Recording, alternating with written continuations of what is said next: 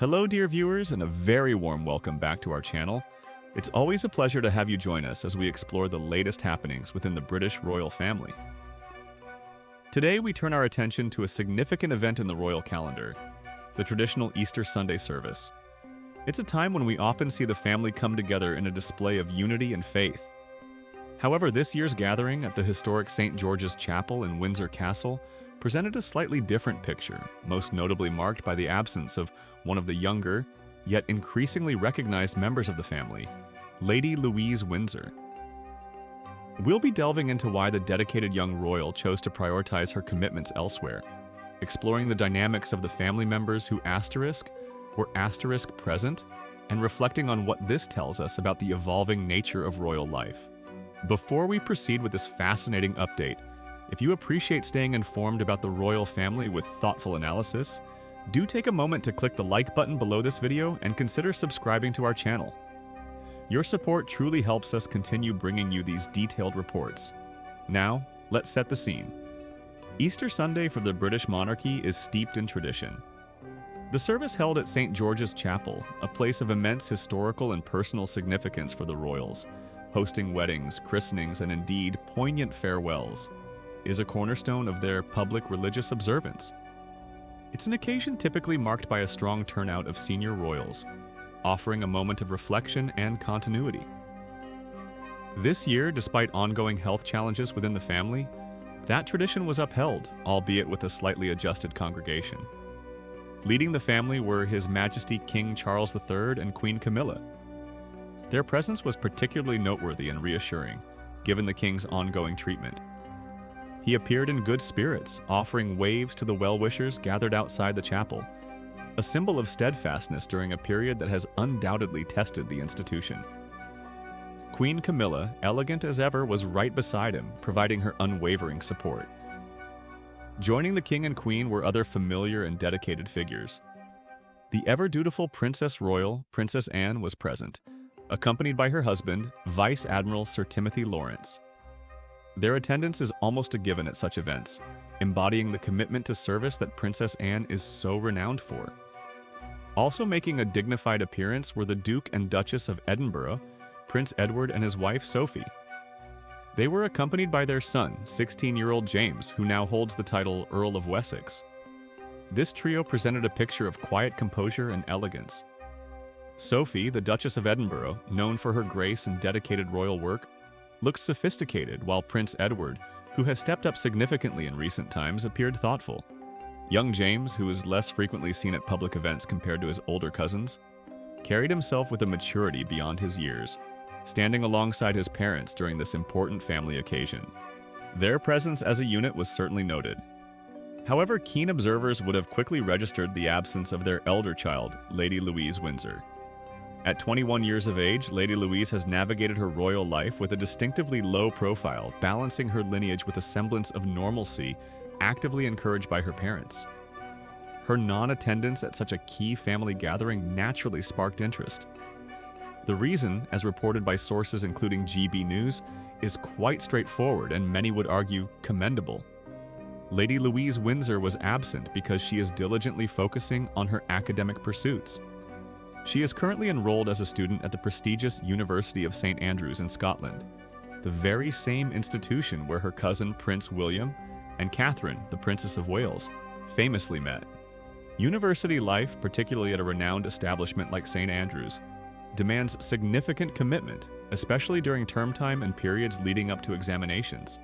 It appears Lady Louise made the considered decision that her studies required her undivided attention over the Easter weekend. This decision speaks volumes about the priorities instilled in her by her parents, the Duke and Duchess of Edinburgh. They have always expressed a desire for their children to grow up understanding the value of hard work and personal achievement, allowing them the space to forge their own paths before deciding on the extent of their future royal roles.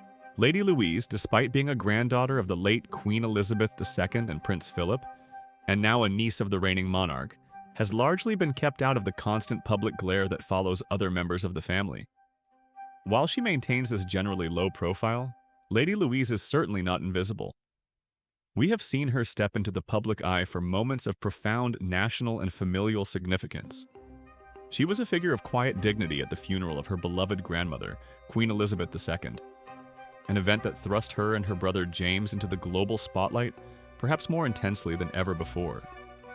Similarly, she was present at the coronation of her uncle, King Charles III, standing with her family to witness that historic transition. These appearances underscore her understanding of duty and her place within the family hierarchy during pivotal moments. Her absence from the Easter service therefore seems less like a withdrawal and more like a practical balancing act, choosing to prioritize her educational commitments during a period that, while important, is perhaps less formally demanding of her presence than a state funeral or a coronation. It highlights a modern approach within the royal family, where personal development, particularly education, is highly valued.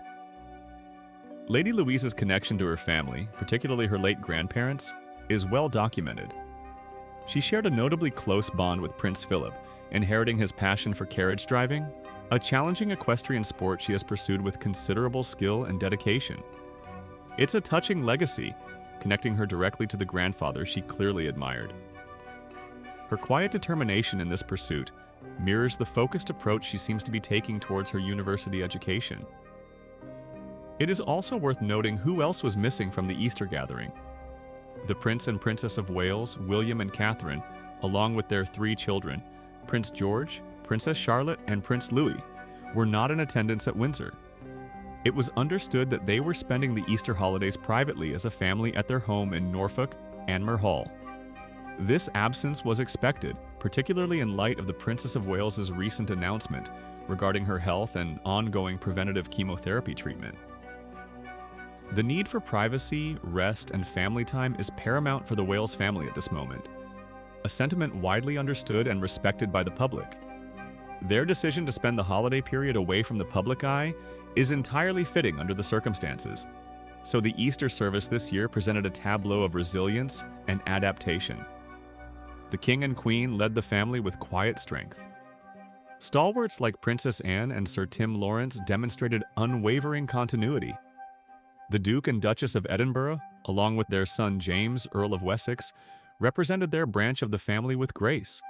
And while Lady Louise Windsor's absence was felt, the reason behind it, her commitment to her university studies, paints a picture of a young royal embracing the opportunities of education and personal growth, supported by a family that values such endeavors.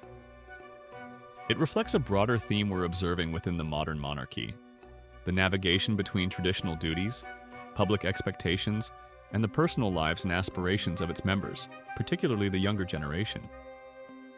Lady Louise's choice exemplifies this balance, suggesting a future where royal individuals may carve out paths that integrate service with personal and professional development outside the immediate royal fold, perhaps more flexibly than in previous generations. This event, therefore, while marked by some absences, was far from diminished. It was a testament to the family's ability to adapt to changing circumstances, to support its members through challenges, and to uphold cherished traditions while allowing space for individual priorities. The image of the king greeting well-wishers, the composed presence of the Edinburghs, and the understanding surrounding the Wales family's privacy all contribute to a narrative of a monarchy navigating the complexities of the 21st century. In summary, the royal family's Easter Sunday service at St. George's Chapel saw key senior members led by King Charles and Queen Camilla upholding a significant tradition. The Duke and Duchess of Edinburgh and their son James, Earl of Wessex, were notably present, representing their family with elegance. However, their daughter, Lady Louise Windsor, prioritized her university commitments at St. Andrews, choosing to focus on her studies. A decision that highlights the balance modern royals strike between duty and personal development. Meanwhile, the Prince and Princess of Wales spent the holiday privately in Norfolk amidst the princess's ongoing health recovery. This gathering, even with its adjusted attendance list, offered a poignant snapshot of the royal family today. Resilient, adaptive, and navigating both public duty and personal circumstances with dignity. Lady Louise's focus on her education is perhaps a quiet indicator of how the next generation of royals might shape their roles within or alongside the institution. What are your thoughts on Lady Louise Windsor prioritizing her studies at this time? Do you see it as a positive sign of modernization within the royal family, allowing younger members to pursue personal goals? Or do you feel attendance at such traditional events should take precedence? We would be genuinely interested to read your perspectives in the comments section below. Your insights always enrich the conversation. Thank you once again for joining us for this detailed look into the royal family's Easter observance. If you found this update informative, please do give it a thumbs up and subscribe if you haven't already, so you won't miss our future reports and analyses. We look forward to welcoming you back again very soon. Until then, take care and goodbye for now.